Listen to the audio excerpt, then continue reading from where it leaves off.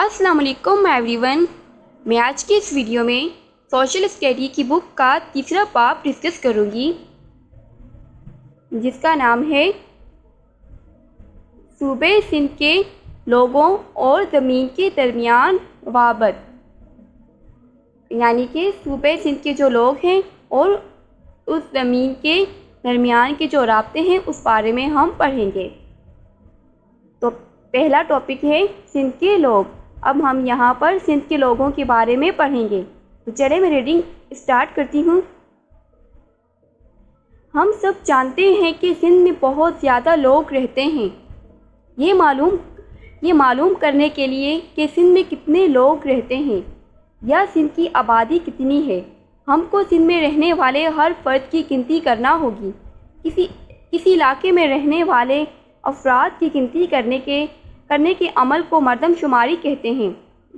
अगले रुकू यानी पैराग्राफ में हम ये पढ़ेंगे कि मरदमशुमारी कैसे अमल में लाई जाती है और मरदमशुमारी की क्या अहमियत है। यानी कि इसमें कहा गया है कि अब हम मरदमशुमारी के बारे में पढ़ेंगे कि मरदमशुमारी क्या है और कैसे की जाती है। इसके बारे में आगे जानते हैं। तो अब ये अगला टॉपिक है मरदमशुमारी और इसकी अहमियत। अब हम मरदमशुमारी और इसकी अहमियत के बारे में पढ़ते हैं। किसी इलाके में रहने वालों की सही तादाद मालूम करने के लिए हुकूमत मरदमशुमारी कराती है। यानी ये किसी इलाके में, किसी जगह, किसी शहर में जो लोग रहते हैं उनकी सही तादाद, यानी कि कितने लोग रहते हैं, यहाँ कितने अफराद हैं कि फ़लाँ जगह पे, एक इलाके में, किसी शहर में कितने लोग रहते हैं, ये जानने के लिए हुकूमत मरदमशुमारी कराती है। ख़ास सरकारी अमला घर घर जाकर लोगों को गिनते हैं और देखते हैं कि हर घर में कितने लोग रहते हैं।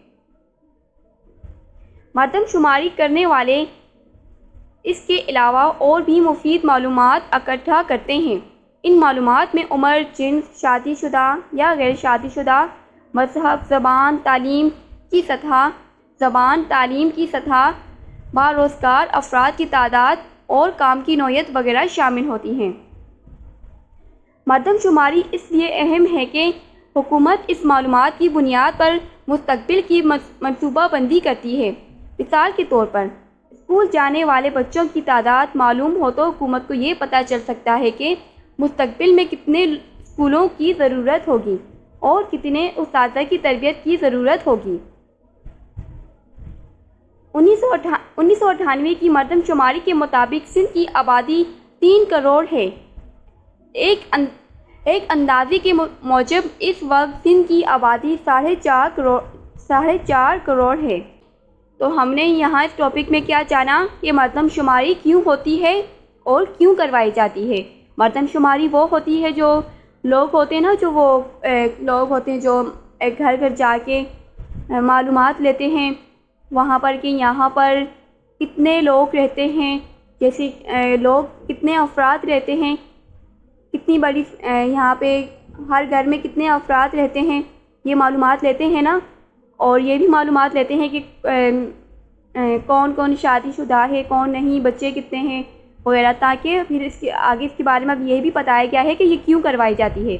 इसलिए ताकि हुकूमत आने वाले मुस्तकबिल में एक मंसूबा बना सकें, आने वाले मुस्तकबिल के अबाउट ये मंसूबा बना सकें कि उनको अब इस हिसाब से स्कूल बनाने चाहिए। अगर जिस इलाके में बच्चे ज़्यादा हैं तो वहाँ पर स्कूल होने चाहिए।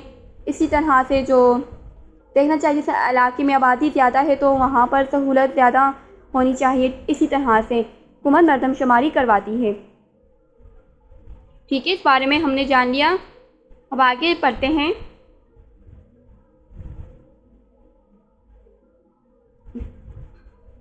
अब टॉपिक है आबादी की तकसीम। अब इस बारे में पढ़ते हैं। अगर बहुत ज़्यादा लोग एक मुरब्बा किलोमीटर में रह रहे हों तो इस इलाके को गुंजाना आबादी वाला इलाका कहेंगे, यानी कि ज़्यादा आबादी वाला इलाका। गुंजान आबादी यानी ज़्यादा आबादी वाला इलाका। और अगर बहुत कम लोग एक मुरब्बा किलोमीटर इलाके में रहते होंगे तो उसे कम आबादी वाला इलाका कहेंगे। मसलन कराची में 1 मुरब्बा किलोमीटर में ज़्यादा तादाद में लोग रहते हैं। ये निस्बत धर के रेगिस्तानी इलाके के मुख्तलिफ अवामिल हैं जो किसी इलाके की आबादी के बढ़ने या कम होने पर असरअंदाज होते हैं। क्या आप ये सोच सकते हैं कि कराची क्यों ज़्यादा आबादी वाला इलाका है और धर कम आबादी वाला? जैसे कि यहाँ पर इस पिक्चर में बताया गया है, ये क्या है?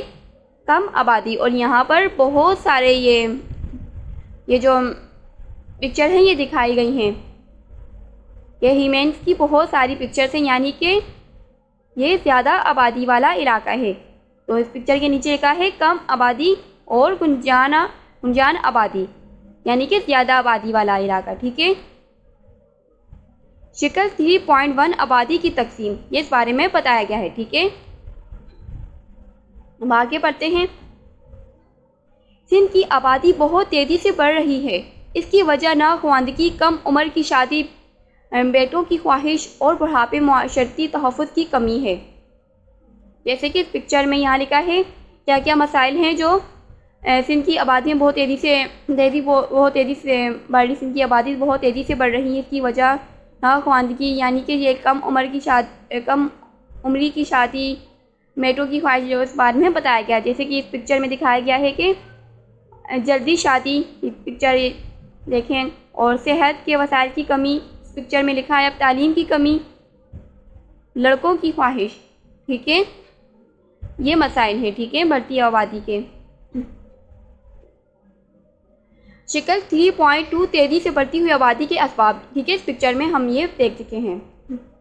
ज़्यादा आबादी की वजह से बहुत सी मसाइल पैदा होते हैं।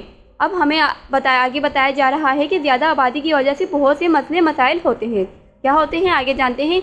क्या आप इनमें से कुछ बता सकते हैं? हाँ, रहने की जगह में कमी, तालीम की कमी, सेहत के वसाइल की कमी, बेरोज़गारी, पानी की कमी, ग़िज़ा और बिजली की कमी, परेशानी, झगड़े और संजीदगी में इजाफ़ा। शिकल 3.3 बढ़ती हुई आबादी से मसाइल। तो यहाँ पे पिक्चर में दिखाया गया है कि इस पिक्चर में दिखाया गया है कि बढ़ती हुई आबादी के जो मसाइल हैं वो यहाँ पर दिखाए गए हैं। जैसे कि यहाँ पर इस पिक्चर के नीचे लिखा है सेहत के वसाइल में कमी। ठीक है, पानी की कमी, रहने की जगह में कमी। जाहिर सी बात है, आबादी ज़्यादा होगी तो फिर रहने की जगह तो कम पड़नी है। तो अब नीचे लिखा है बेरोज़गारी। जैसे कि अगर ज़्यादा आबादी होगी तो जाहिर सी बात है हुकूमत पे ज़्यादा लोड पड़ेगा। जाहिर सी बात है फिर पैसों की भी ज़्यादा नीड्स होनी चाहिए। आबादी ज़्यादा होगी तो जैसे कि घरों में अगर ज़्यादा अफराद हों तो फिर पैसों की कमी पड़ जाती है, होता है ना। तो यही मसला है जैसे कि इस पिक्चर में दिखाया गया है। अब नीचे पढ़ते हैं। ज़्यादा आबादी जैसे मसाइल पर काबू पाया जा सकता है अगर हम लोगों को इनकी मसाइल के बारे में तालीम दें और उनको छोटा ख़ानदान रखने के लिए तैयार करें। अब यहाँ पर बताया गया है कि ज़्यादा आबादी जैसे मसाइल पर काबू पाया जा सकता है, ये पॉसिबल है अगर हम इन लोगों के मसाइल के बारे में, यानी कि इन मसलों के बारे में तालीम दें और इनको छोटा ख़ानदान रखने के लिए तैयार करें। अब नेक्स्ट पेज में पढ़ते हैं। देही शहरी नकल मकानी, यानी कि देही मतलब जो गांव होते हैं। ठीक है, और शहरी नकल मकानी यानी कि एक जगह से दूसरी जगह चले जाना, इस बारे में। ठीक है, इसे कहते हैं। शक्ल 3.4 देखें। ये नक्शा सिंध के शहरी और देही इलाकों की आबादी के अदादो शुमार दिखाता है। 1998 की मरदमशुमारी के मुताबिक 48.5% लोग शहरों में रहते हैं और 51.5% लोग देहात में रहते हैं, यानी कि गांव में रहते हैं। हर साल कई लोग देही इलाकों से शहरी इलाकों की जारिम नकल मकानी करते हैं, यानी कि देही इलाकों के जो लोग हैं ना वो शहरों की तरफ रहते हैं, एक जगह से अपना वो घर छोड़ के दूसरी जगह मुंतकिल हो जाते हैं। ठीक है, यानी वो देही इलाकों से सिंध के शहरी इलाकों में आते हैं, जैसे कि मैं बता चुकी हूँ।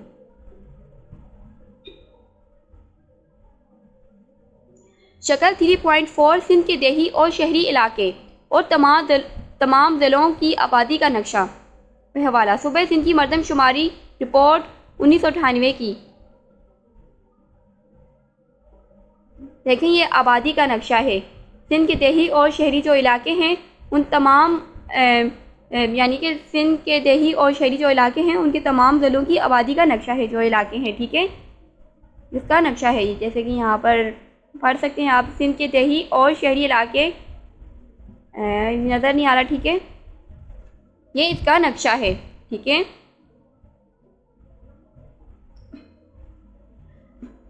अब नेक्स्ट टॉपिक है नकल मकानी की तरफ उकसाने वाले अवामिल।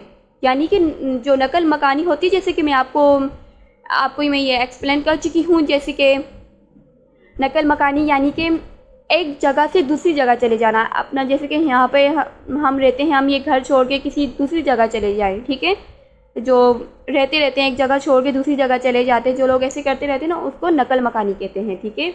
और ये नकल मकानी की तरफ उकसाने वाले जो अवामिल हैं, जो बातें हैं, जो वजह हैं, वो यहाँ पर हम पढ़ेंगे। जो नकल मकानी की तरफ जो अवामिल हमें ले जाते हैं वो जानते हैं इसमें, ठीक है। बहुत सी वजूहात हैं जो लोगों को नकल मकानी पर मजबूर करती हैं। इन अवामिल को 2 हिस्सों में तकसीम किया गया है। यानी कि जो नकल मकानी लोगों को मजबूर करती है, ठीक है, उन अवामिल के जो मसाइल हैं उनको 2 हिस्सों में यहाँ पर तकसीम किया गया, 2 हिस्सों में बांट के हमें बताया गया है।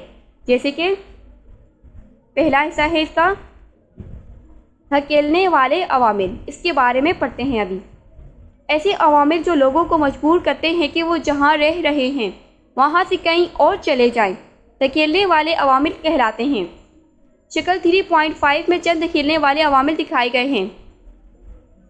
जैसे कि 3.5 धकेलने वाले अवामिल की जो यहाँ पर पिक्चर दिखाई गई है, ठीक है, जिनकी वजह से सिंध के देही इलाकों के लोग सिंध के शहरी इलाकों की जानिब नकल मकानी करते हैं, जिससे कि इस बारे में पढ़ चुके हैं। जैसे इस पिक्चर में लिखा है खुश्क साली और इस पिक्चर के नीचे लिखा है सैलाब, ठीक है, ये भी एक वजह हो सकती है। सैलाब आता है ना, तो लोग वो जगह छोड़ के किसी दूसरी जगह चले जाते हैं सैलाब की वजह से भी। और ये जो मसला ये खुश्क साली, ठीक है, ये जो अवामिल हमें तकसीम करके बताए गए हैं, जो इन अवामिल के दो वजह हमें जो बताई गई हैं वो ये हैं, ठीक है। अब नेक्स्ट पढ़ते हैं खींचने वाले अवामिल। बाज़ औक़ात लोग उस इलाके को छोड़ने पर मजबूर नहीं होते जिसमें वो रहते हैं, लेकिन दूसरी कई वजूहात की बिना पर दूसरे इलाके इन्हें अपनी तरफ खींचते हैं क्योंकि वो समझते हैं कि वहाँ ज़िंदगी ज़्यादा बेहतर होगी। शक्ल 3.6 में कुछ खींचने वाले अवामिल दिखाए गए हैं जो लोगों को सिंध के शहरों की तरफ खींचते हैं।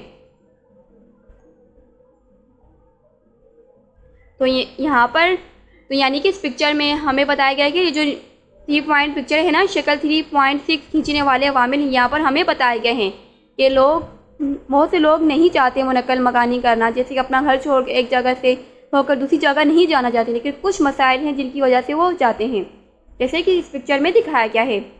बेहतर इलाज के वसाइल, जहाँ पे इलाज के वसाइल नहीं होते हैं जहाँ पर, ठीक है, जैसे कि हॉस्पिटल वगैरह इस तरह की मसाइल, ठीक है, रोज़गार के मौका, ये जो पिक्चर में दिखाया गया है, ठीक है, जैसे कि काम कारोबार वगैरह, ठीक है, और तालीम की सहूलियात, ठीक है, इस वजह से भी।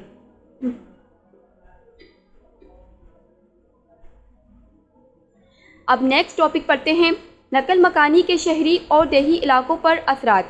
यानी कि जो नकल मकानी करते हैं ना, एक जगह से दूसरी जगह जाते हैं, नकल मकानी करने वाले जो शहरी और देही इलाकों पर असरात, ठीक है, नकल मकानी के शहरी और देही इलाकों पर असरात। नकल मकानी जो करते हैं ना, इसके शहरों में और देही यानी गांव के इलाकों पर जो इसके असरात हैं वो क्या हैं, उस बारे में पढ़ते हैं। नकल मकानी से शहर और देहात दोनों इलाके मुतासिर होते हैं। तो इसमें बताया गया है शहर और देहात दोनों मुतासिर होते हैं। तो पढ़ते हैं आप, अभी पहला पढ़ते हैं शहर के बारे में, ठीक है। शहरी इलाकों में पहला पॉइंट, शहरी सहूलतों यानी पानी, बिजली और रिहायशी मकानात पर बोझ बढ़ जाता है। एक तो यह है वजह, और दूसरी सेकंड पॉइंट है तालीम, सेहत और नकलो हमल की सहूलतों पर बोझ पड़ जाता है। 3 पॉइंट है बेरोज़गारी बढ़ती है। अब यहाँ पर जैसे कि लिखा है शक्ल 3.7 लोगों से भरी हुई बस ज़राया आमदोरफ्त पर दबाव को जाहिर करती है। यानी कि इस पिक्चर में दिखाया गया है कि लोगों से भरी हुई बस है ना, जो वो ज़राया आमदोरफ्त पर दबाव को जाहिर करती है। ज़राया आमदोरफ्त यानी कि जो होती है ना ज़राया आमदोरफ्त, ये जो जैसे कि गाड़ियाँ जो एक जगह से दूसरी जगह जाना, जैसे एक रिक्शा, गाड़ी, बस, ट्रेन, जैसे कि इसको कहते हैं ज़राया आमदोरफ्त। ठीक है,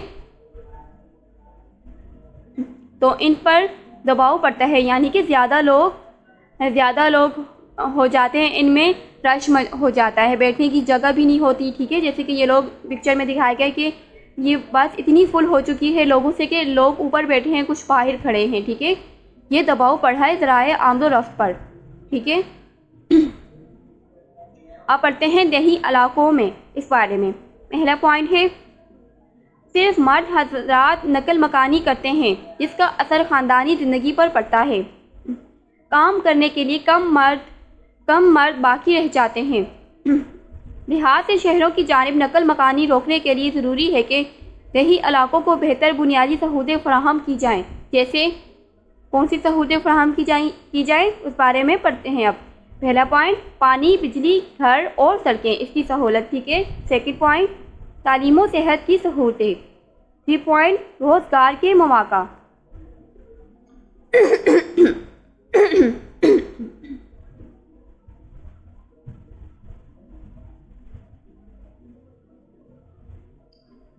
अब जैसे कि यहाँ पर दिखाया गया है कि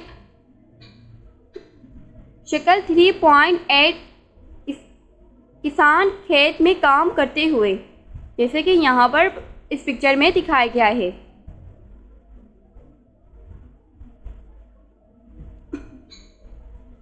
अब नेक्स्ट टॉपिक है सिंध की ज़मीन। अब इस बारे में पढ़ते हैं। आपने पढ़ा है कि ज़मीन सब जगह एक जैसी नहीं होती है। यही बात सिंध की ज़मीन के लिए भी दुरुस्त है। शक्ल 3.9 में सिंध के तबाई नक्शे को देखें। इसमें कई तबी बनावटें हैं। मगरब में थर का पहाड़ी सिलसिला है, मशरिक में थर का रेगिस्तान है, दरमियान में मैदानी इलाका है जिसके दरमियान दरियाए सिंध बहता है। जनूब का खासा हिस्सा बहरे अरब के किनारे वाक़या है, इसे साहिली इलाका कहते हैं। ठीक है, इस बारे में जो पढ़ा है हमने अभी, इसे क्या कहते हैं? साहिली इलाका, यानी कि जहाँ पर पानी होता है, जहाँ पर पानी दरिया होता है ना, जहाँ पर पानी दरिया होता है वहाँ पे जो आबादी, जहाँ पे लोग जो रहते हैं वहाँ को साहिली इलाका कहते हैं। वो इलाका जहाँ पर दरिया होते हैं, जहाँ पे लोग रहते हैं, लोगों के घर होते हैं, जो होते हैं ना दरियाओं के पास जो घर होते हैं, उसको साहिली इलाका कहते हैं।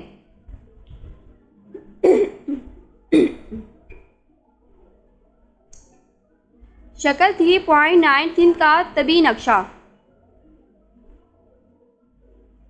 अब ये सिंध का नक्शा दिखाया गया है। ठीक है, जैसे कि आपको यहाँ पर स्क्रीन पर दिखाया जा रहा है, यह है सिंध का नक्शा, तबी बनावट। ठीक है,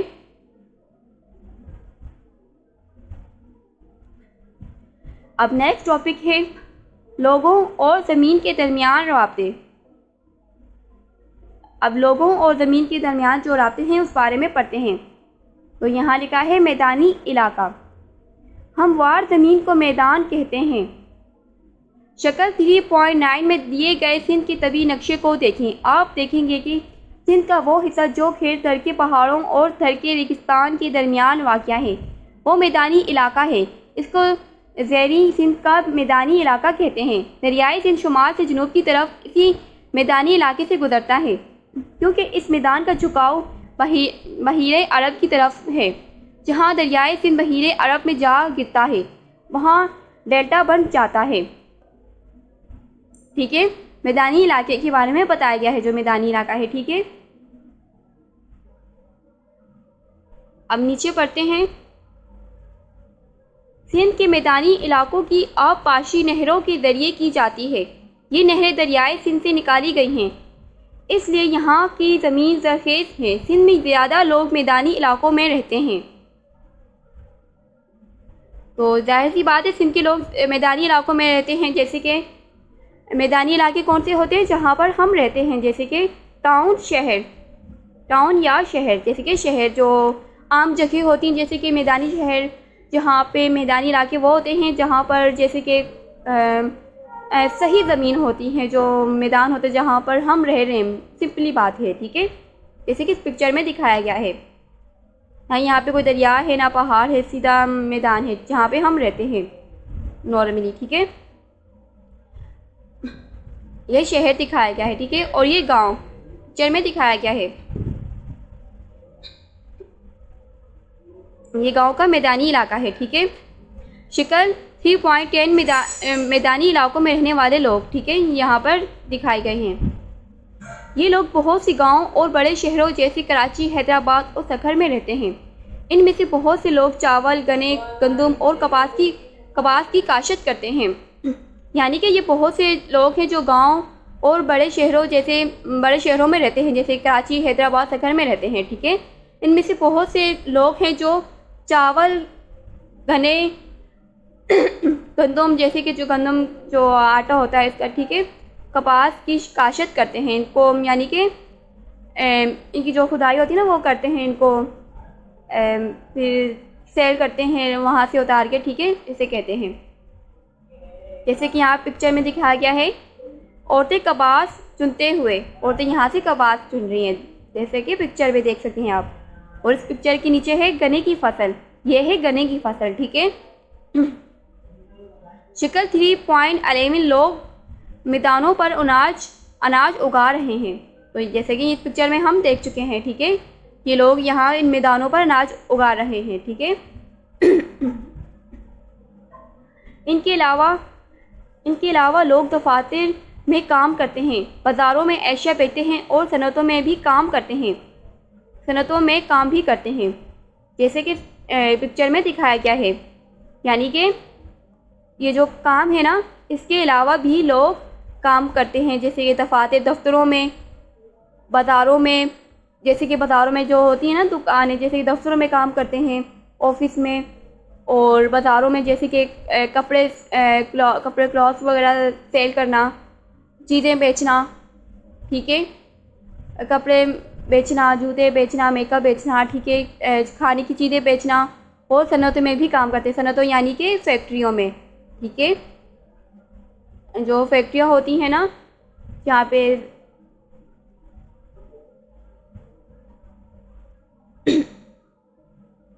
जैसे कि इस पिक्चर में के नीचे लिखा है, लोग चीनी की मिल में काम करते हुए मार्केट में कारोबार, ये मार्केट है, इसमें कारोबार, जैसे कि मैं आपको बता चुकी हूँ। यहाँ पर जैसे नीचे लिखा है, शिकल 3.12 लोग काम करते हुए, तो इस पिक्चर में ये दिखाया गया है, ठीक है। अब नेक्स्ट टॉपिक है दरिया और नदियाँ। कुदरती तौर पर पहाड़ों से निकलकर मुसलसल बहते हुए समंदर में गिरने वाले पानी को दरिया कहते हैं। छोटे और कम पानी वाले दरिया को नदी नाले कहते हैं। तो यानी कि यहाँ पर जो लिखा है, जो कुदरती तौर पर जो पहाड़ों से निकलकर मुसलसल जो बहते हुए जो पानी होते हैं ना, इस समंदर में जो गिरने वाले पानी को दरिया कहते हैं, ठीक है। इस बारे में हमें बताया गया है कि दरिया किसे कहते हैं। जैसे कि कुदरती तौर पर, यानी कि जो कुदरती तौर पर यानी यही ना जो खुदा की तरफ से जो हमें नेमत मिली है, ठीक है, उस तौर पर जो पहाड़ों से निकलकर मुसलसल बहते हुए समंदर में गिरने वाले पानी को क्या कहते हैं? दरिया कहते हैं। और जो छोटे और कम पानी वाले दरिया जो होते हैं ना, उनको नदी या नाले कहते हैं, ठीक है। तो अब टॉपिक है दरियाए सिंध, बारे में पढ़ते हैं। दरियाए सिंध पाकिस्तान का सबसे बड़ा दरिया है। ये तिब्बत के करीब हिमालय के पहाड़ों से निकलता हुआ एक तवील फासला तय करके गिलगित के मकाम पर पाकिस्तान में दाखिल होता है। ये दरिया समंदर में गिरने से पहले सिंध के मैदानी इलाके से गुजरता है। दरियाए सिंध से हमें ज़राअत, सनअत और घरेलू इस्तेमाल के लिए मीठा और साफ़ पानी हासिल होता है। ये दरिया हमें खुराक के लिए मछलियाँ भी फराहम करता है। इसके अलावा ये दरिया एक जगह से दूसरी जगह जाने का भी ज़रिया है। तो ये दरिया के बारे में बताया गया है कि दरिया के ये कितने फ़ायदे हैं हमें, कितने ज़्यादा। ठीक है, तो हमने यहाँ पर पढ़ा है कि दरिया के हमें कितने फ़ायदे हैं और ये क्या है। ठीक है, अब हमें नदी और नाले के बारे में बताया गया है, इस बारे में पढ़ते हैं। दरियाई सिंध जो साल भर बहता है। इसके अलावा सूबे सिंध में बहुत सी ऐसी नदियाँ भी हैं जो सिर्फ बारिश के मौसम में बहती हैं। ऐसी बारानी नदियों को सिंध में नए कहते हैं। नए बारान खैरथर की पहाड़ों से बहती हुई कोटरी के मकाम पर दरियाई सिंध में जा गिरती है। तो जैसे कि यहाँ शिकल 3.14 में बताया गया है, गाज नए पिक्चर में हमें दिखाया गया है। ठीक है, हम नीचे पढ़ते हैं।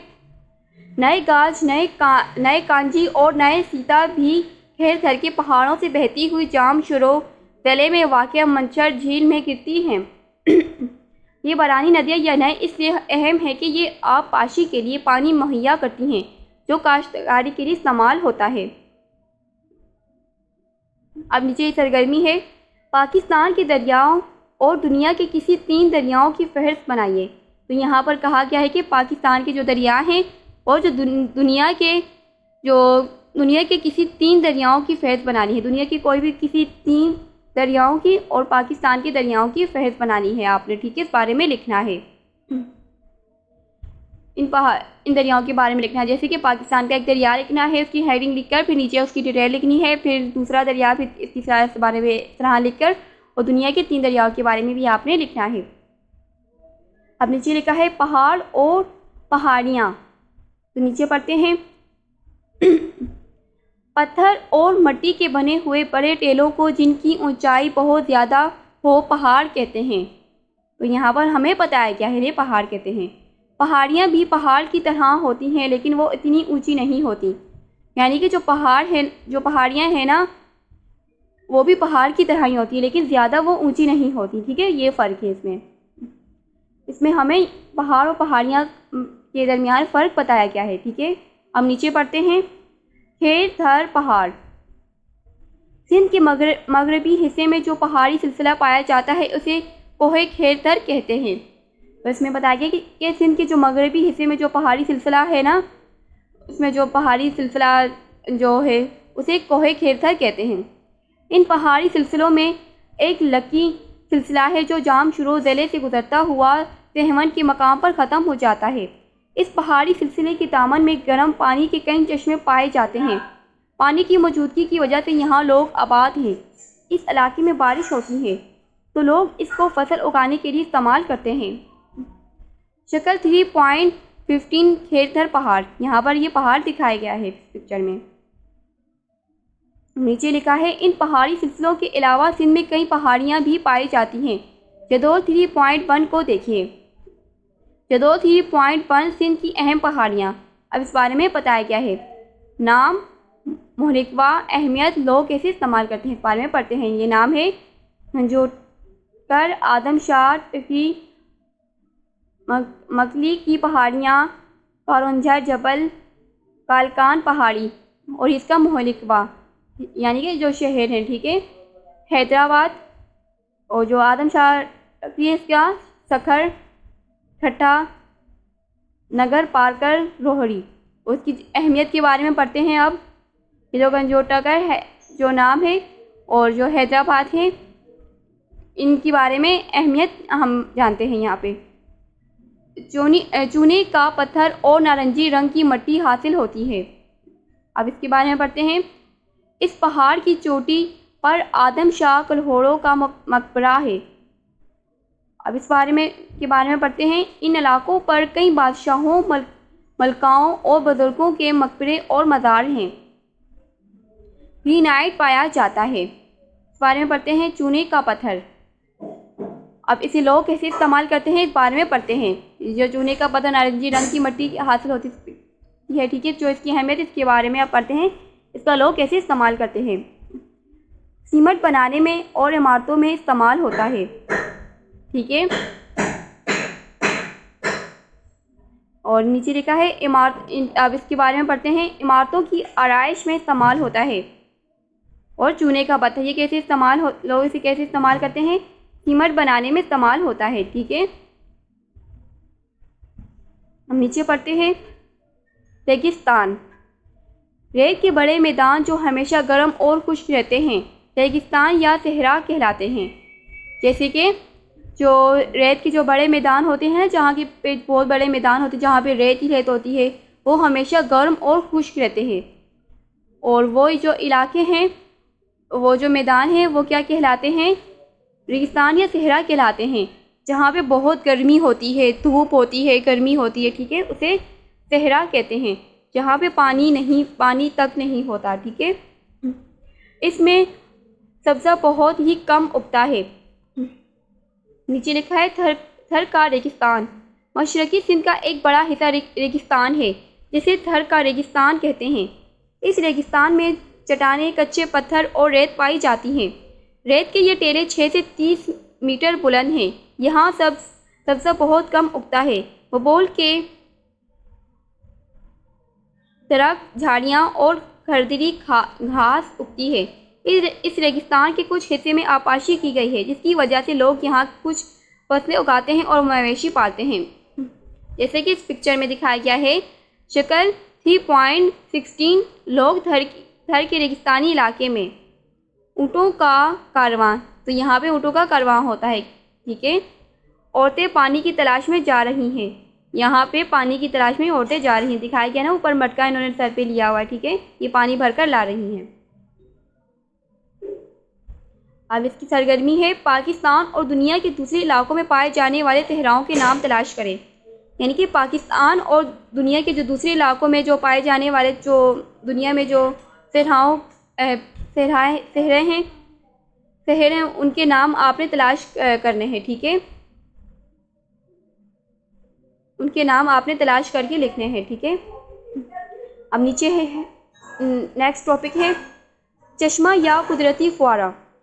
ज़मीन के अंदर से पानी के मुसलसल कुदरती बहाव को चश्मा कहते हैं।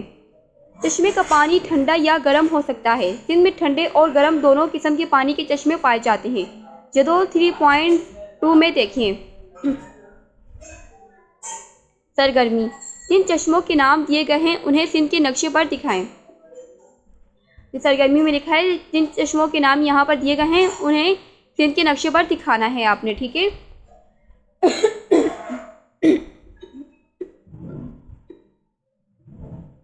तो हम यहाँ पर देखते हैं नाम लकी के चश्मे का मुहलिकवा कौन सा है, जामशुरो तला में लकी शाह सदर स्टेशन के करीब। और इसकी अहमियत, गर्म पानी के चश्मे हैं जिनमें गंधक पाई जाती है। अब इसे लोग कैसे इस्तेमाल करते हैं, तो यहाँ पर पढ़ते हैं लोग कैसे इस्तेमाल करते हैं।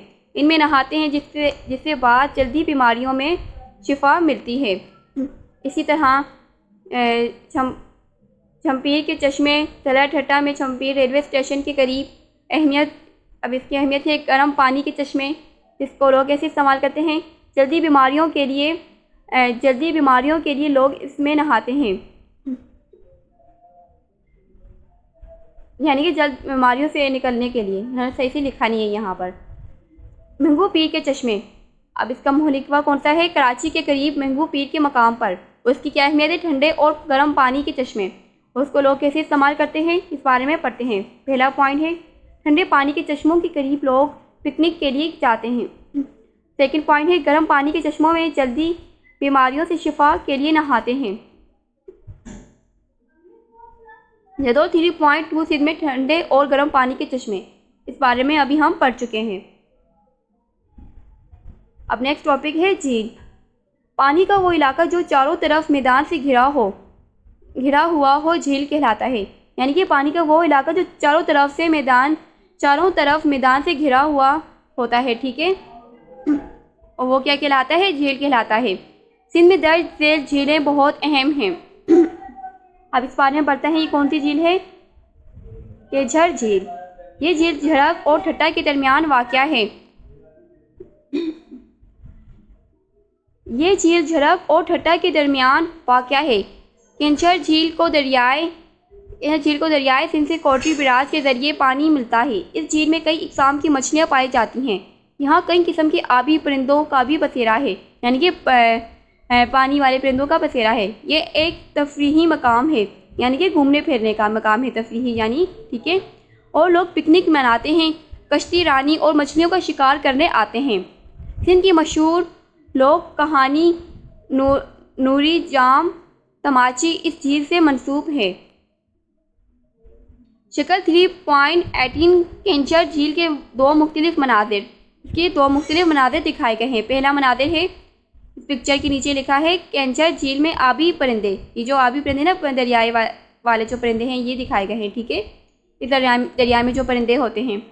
कैंचर झील में लोग तफरीही करते हुए, यहाँ पे लोग जो घूमने फिरने आए हैं ना कैंचर झील में, ये उसके बारे में ये पिक्चर है, ठीक है। अब पढ़ते हैं मंचर झील।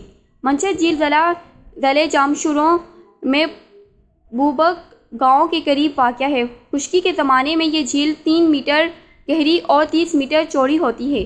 बारिश के मौसम में दरियाए सिंध से पानी झील में शामिल होता है। उस वक्त झील 500 मुरब्बा किलोमीटर का इलाका घेरती है। ये झील मछलियाँ पकड़ने के लिए बहुत अच्छी जगह है। शक्ल 3.19 लोग मंचर झील में मछलियाँ पकड़ते हुए, ये यहाँ पर पिक्चर दिखाई गई, जैसे कि यहाँ पर इस जगह पे लोग कैसे मछलियाँ पकड़ते हैं यहाँ पर पिक्चर में दिखाया गया है। ज़मीन किस तरह तब्दील होती है, अब इस बारे में पढ़ते हैं।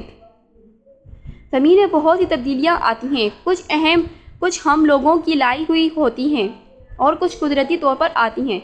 यहाँ हम कुछ तब्दीलियों का जिक्र करेंगे। पहला पॉइंट है ज़मीन की आलूदगी।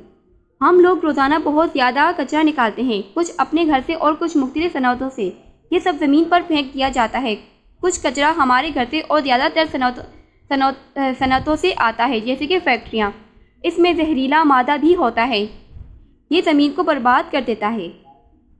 शक्ल 3.20 ज़मीन की आलूदगी की वजूहात। इसकी वजूहात यहाँ पर दिखाई गई इस पिक्चर में, जैसे कि इस पिक्चर में लिखा है घरों से निकलने वाला कचरा, और इस पिक्चर के नीचे लिखा है सनअतों से निकलने वाला कचरा, जो फैक्ट्रियाँ होती हैं ना उसी की जो निकलता है, इस बारे में दिखाया गया है। अब 2 पॉइंट पढ़ते हैं पानी की आलूदगी। घरों से आलूदा पानी, सनअतों का जहरीला मादा, कीड़े मार मादा और ज़राअत में इस्तेमाल होने वाली कीमियाई खाद का मादा आमतौर पर परिंदियों में डाल दिया जाता है, इसकी वजह से पानी आलूदा हो जाता है। इसके अलावा इंसानों पर भी इसके मसलन असरात होते हैं। बहुत सी बीमारियां और बाज़ औक़ात ख़ास कर बच्चों में अमवात भी इस पानी के पीने से होती हैं। तो इस बारे में बताया गया है कि ये जो पानी की जो आलूदगी है ना, इसके कितने नुकसानात हैं। इससे बहुत से बच्चों की मौतें भी हो जाती हैं कि ये कितना जहरीला होता है ये पानी। शक्ल 3.21 पानी की आलूदगी। यहाँ पर पिक्चर दिखाई गई है। पिक्चर में लिखा है आलूदा पानी, और ये सनअती कचरा जो फैक्ट्रियों से वगैरह से जो होता है, जो बाहर फेंक देते हैं। इसीलिए कहते हैं ना, मुल्क को साफ़ रखना चाहिए, इलाकों को साफ़ रखना चाहिए। इससे कितने नुकसानात हैं इस बुक्स में हमें ये समझाया गया है, ठीक है। तो हमें समझना चाहिए और अमल भी करना चाहिए इस बात पे। आप 3 पॉइंट पढ़ते हैं जंगलात का कटाव। डिफॉरेस्टेशन मुस्तकिल तौर पर कुदरती जंगलात के ख़त्म होने को जंगलात का कटाव कहते हैं। जैसे जैसे आबादी में इजाफा हुआ, लोगों को रहने के लिए ज़्यादा जगह चाहिए थी और ग़िज़ा के लिए फसल उगाना थी, इसलिए जंगलात काटे गए। जंगलात के कटाव से जंगली जानवरों के लिए फौरी तौर पर रहाइश की कमी हो गई। वक्त गुजरने के साथ जंगलात की ज़मीन सहरा में बदल गई और पहाड़ों से जंगलात के कटाव की वजह से बर्फ़ानी तोदा गिरने लगे। शक्ल 3.22 जंगलात के कटाव के असरात की ये पिक्चर दिखाई गई है। तो इस पिक्चर के नीचे लिखा है बर्फ़ानी तोदे, और सेकंड पिक्चर के नीचे लिखा है दरख्तों के कटाव से जानवर बेघर हो गए। ठीक है, इसके कितने नुकसान हैं जंगलात के कटाव का, ठीक है, इस बारे में हम पढ़ चुके हैं और हमें पिक्चर में दिखाया गया है। अब 4 पॉइंट पढ़ते हैं। सीमोथौर हमारी ज़राई ज़मीन की आपाशी दरियाए सिंध से निकलने वाली नहरों के ज़रिए की जाती हैं। इन नहरों में बहता हुआ पानी धीरे धीरे ज़मीन में जज़्ब हो जाता है और ज़ेरे ज़मीन पानी की सतह को बुलंद कर देता है। ज़मीन में पाई जाने वाली नमकियात इसमें हल हो जाती हैं। कभी ये पानी ज़मीन से ऊपर सतह पर आ जाता है और ज़मीन को ढांक लेता है। ये अमल थौर कहलाता है। सूरज की गर्मी की वजह से पानी भाप बनकर उड़ जाता है और ज़मीन पर नमक रह जाता है। ये अमल सेम कहलाता है। सेमोथौर वाली ज़मीन पर फसल नहीं उगती। ठीक है, इस बारे में अब हमने पढ़ा है शिकल 3.23 सीमू तोहर की ज़मीन पर असरात। ये फर्स्ट पिक्चर है, इसमें इसके नीचे लिखा है थोर वाली ज़मीन। अब सेकंड पिक्चर के नीचे लिखा है सेम वाली ज़मीन। इस पिक्चर में हमें दिखाया गया है। अब नेक्स्ट पेज में पढ़ते हैं। 5 पॉइंट में लिखा है मट्टी का कटाव। अब इस बारे में पढ़ते हैं और जानते हैं। ज़मीन की ऊपरी सतह को मट्टी कहते हैं। इस मट्टी में मुख्तलिफ मादनियात, पत्थरों के टुकड़े, जिंदा कीड़े जैसे केचुए वगैरह पाए जाते हैं। ज़राअत के लिए मट्टी कम अज़ कम इतनी गहरी ज़रूर होनी चाहिए कि इसमें पौधों की जड़ें मजबूती से जम सकें। ज़मीन की ऊपरी सतह जिसमें फसल उग सके, इसको बनने में सैकड़ों साल लगते हैं। तेज़ बारिश, सैलाब और हवाएं मट्टी के ज़राअत को बहाकर ले जाती हैं, जिसकी वजह से ज़मीन ज़राअत के लिए बेकार हो जाती है। अब हमने जो सबक पढ़ा है, अब इस सारे और ये सबक के बारे में ये खुलासा है। इस सबक में हमने क्या क्या पढ़ा और क्या क्या जाना, इसका ये खुलासा पढ़ते हैं। अब इस बाब में हमने ये समझा कि पहला पॉइंट, सिंध की आबादी किस तरह तकसीम है कि कुछ हिस्से गुंजानाबाद हैं और कुछ हिस्सों में आबादी कम है। आबादी के तेज़ी से बढ़ने की वजूहात और किस तरह इसकी रोकथाम के इक़दाम किए जा सकते हैं। शहरों की तरफ गाँव से नकल मकानी और शहरों और गाँव पर इसके असरात। तो हमने इस सबक में ये पढ़ा। और सेकंड पॉइंट है, हमने क्या पढ़ा, सिंध की ज़मीन हर तरफ एक जैसी नहीं है। ये ज़्यादातर मैदानी इलाके पर मबनी है और इसके दरमियान से दरियाए सिंध गुजरता है। इसके मगरब में खेतधर है और इसके मशरिक़ में रेगिस्तान है और इसके जनूब में बहीरे अरब का साहिल है। हमने ये पढ़ा। और क्या पढ़ा, 3 पॉइंट। नेक्स्ट पॉइंट है, लोग पानी और ज़मीन को मुख्तलिफ मकासद के लिए इस्तेमाल करते हैं, जैसे खेती बाड़ी, कानकनी और माहीगीरी के लिए, घरों, दफातर, फैक्ट्रियाँ और दुकानों की तामीर के लिए और बाज़ारों में बेचने के लिए, मुख्तलिफ अशिया बनाने के लिए। और इस सबक में हमने क्या पढ़ा, बाज़ औक़ात हमारी ज़मीन और पानी का इस्तेमाल मुश्किलात का बाइस बनता है, जैसे ज़मीनी और पानी की आलूदगी, सीमो तोहर का होना, दरख्तों का काटना। ये बहुत ज़रूरी है कि इन ज़राए के बेहतर इस्तेमाल का तरीका सीखें। तो चलिए, अब इस सबक की रीडिंग कंप्लीट हो चुकी है। आई होप सो आपको सब समझ में आ गया होगा। अब इस सबक की मश्क की तरफ चलते हैं। तो यहाँ पर लिखा है खाली जगह पुर करें। तो यहाँ पर हमने खाली जगह पुर करनी है। पहला पॉइंट है, सिंध की 2 मशहूर झीलें डैश और डैश हैं। तो यहाँ पर आपने सबक में से तय के लिख लेनी है। इसी तरह सेकंड, हैदराबाद के करीब डैश पहाड़ी है, जैसे कि सबक में हम पढ़ चुके हैं। आप पीछे से देखकर आप लिख सकते हैं। खेतधर पहाड़ डैश सिंध में पाया जाता है। सिंध के मैदानी इलाकों की अपाशी डैश के जाल के जरिए की जाती है। सिंध के मशरकी हिस्से में डैश रेगिस्तान है। ठीक है, इस सबक में आप देखकर वहाँ से आप लिख सकते हैं। सबक में ये मौजूद है। तो टाइम कम होने की वजह से मैं आपको नहीं बता सकती हूँ, इसीलिए आपने ये खुद से देख लेनी है। जैसे कि आपने रीडिंग जो पढ़ी है, आप इसको एक दफ़ा देखिएगा। वहाँ पर इसके खाली जगहों के जवाब वहाँ पर मौजूद होंगे, आप वहाँ से देखकर लिख लेना। अगर आपको फिर भी समझ ना आए तो आप मुझे कमेंट कर देना, मैं आपको कमेंट में बता दूँगी। ठीक है, अब वे में लिखा है सेल में दिए गए सवालों के जवाब लिखें। अब इन सवालों के जवाब लिखने हैं। सिंध की तबीई बनावटों के नाम बताइए। तो इसी तरह ये सारे आपने ये लिख देने हैं। ठीक है, फ़र्क की कोई 2 वजूहात बताएं। जैसे कि ज़ेल में दी गई इस्तिलाहात को अपनी ज़बान में बयान करें, जैसे कि आबादी, मरदमशुमारी, नकल मकानी। ठीक है, तो आपने इसे अपनी ज़बान में बयान करना है। आबादी के बारे में और मरदमशुमारी के बारे में, नकल मकानी के बारे में आपने लिखना है। ठीक है, अगर आपको समझ ना आए तो आप मुझे कमेंट कर देना, मैं आपको कमेंट में फिर आपको मैं बता दूंगी फुल डिटेल, या मैं डिस्क्रिप्शन में ऐड कर दूंगी, आप वहां से देखकर कॉपी कर सकते हैं। अब नेक्स्ट क्वेश्चन है, मरदमशुमारी क्यों की जाती है। जैसा कि हम पीछे पढ़ चुके हैं, मरदमशुमारी क्यों की जाती है। जैसे कि हुकूमत को ये मुस्तकबिल के लिए एक मनसूबाबंदी करने के लिए मरदमशुमारी करवाती, ताकि पता चले किस इलाके में कितने अफराद रहते हैं, कितने बच्चे हैं। अगर बच्चे, जैसे कि फॉर एग्जाम्पल, अगर जिस इलाके में बच्चे ज़्यादा हैं तो वहाँ पे स्कूल्स भी ज़्यादा होने चाहिए। ठीक है, इस हिसाब से हुकूमत लोगों के मसाइल के लिए, सहूलियात के लिए, ठीक है, इसलिए मरदमशुमारी करवाती है। तो इसका आंसर पीछे लिखा है। ठीक है, आप देखकर लिख सकते हैं। अपनी ज़बान, अब नेक्स्ट क्वेश्चन है, अपनी ज़बान में धकेलने और खींचने वाले अवामिल की मायने लिखें। अपने इलाके के लोगों पर धकेलने वाले अवामिल असरअंदाज हो रहे हैं या खींचने वाले। अपने जवाब को 3 मिसालों से साबित करें। अब नेक्स्ट है, एक जदोल बनाएं। फर्स्ट पॉइंट, जदोल की सीन की तभी बनावट, मुहरिकवा, अहमियत और लोग कैसे इस्तेमाल करते हैं इसे मुकम्मल करें। तभी बनावट यहाँ पर लिखनी है, मुहरिकवा जो इनका जो शहर, जो इलाका है वहाँ पे वो लिखना है, जो उसकी अहमियत लिखनी है, फिर से लोग कैसे इस्तेमाल करते हैं, जैसे कि हम पीछे भी हम देख चुके हैं। ठीक है, इस तरह से आपने करना है। अब यह है अमली काम।